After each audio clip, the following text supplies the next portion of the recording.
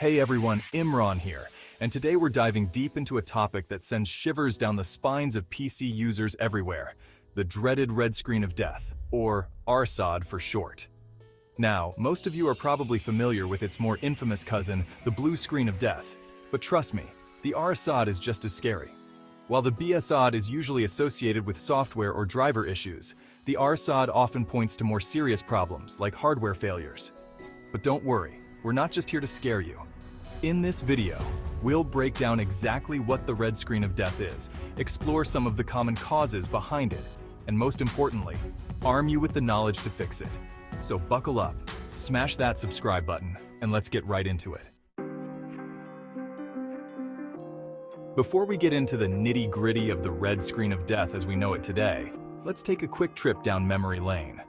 Back in the day, specifically during the development of Windows Vista, the RSOD actually made a brief appearance. That's right, early builds of Vista used a red screen to signal critical errors, particularly those related to hardware or the bootloader. Imagine booting up your computer, expecting the familiar Windows logo, and bam! You're met with a sea of red. Thankfully, Microsoft decided to stick with the blue screen for most system errors in the final release of Vista, probably to avoid giving people heart attacks. But the RSOD didn't completely disappear. It found a new home in the world of gaming consoles and graphics cards. Now, if you're a gamer, you might have encountered the red screen of death on your console, specifically PlayStation consoles like the PS2 and PS3. Don't worry, you're not alone.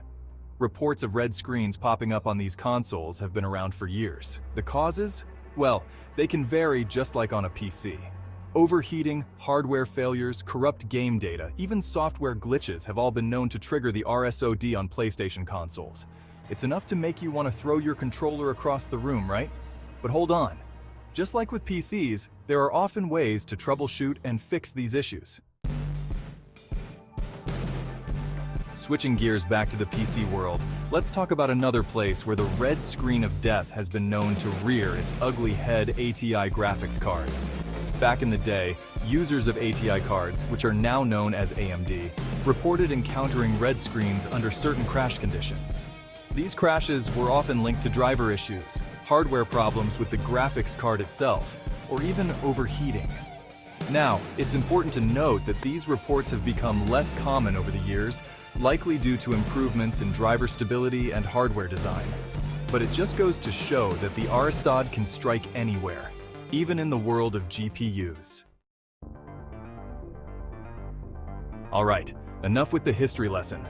Let's get down to business and talk about the common culprits behind the red screen of death on modern PCs. First up, we have everyone's favorite drivers. Outdated, corrupted, or incompatible drivers, especially graphics drivers, are a frequent cause of RSOD errors. Think of drivers as the translators between your hardware and software. If they're speaking different languages, things are bound to go haywire. Next, we have BIOS issues. The BIOS is like the low-level software that tells your computer how to boot up. If it's outdated or corrupted, it can lead to all sorts of problems, including the dreaded red screen. And speaking of software, incorrect software configurations, especially those related to overclocking or system tweaks, can also trigger the RSOD. Now, I know what you're thinking.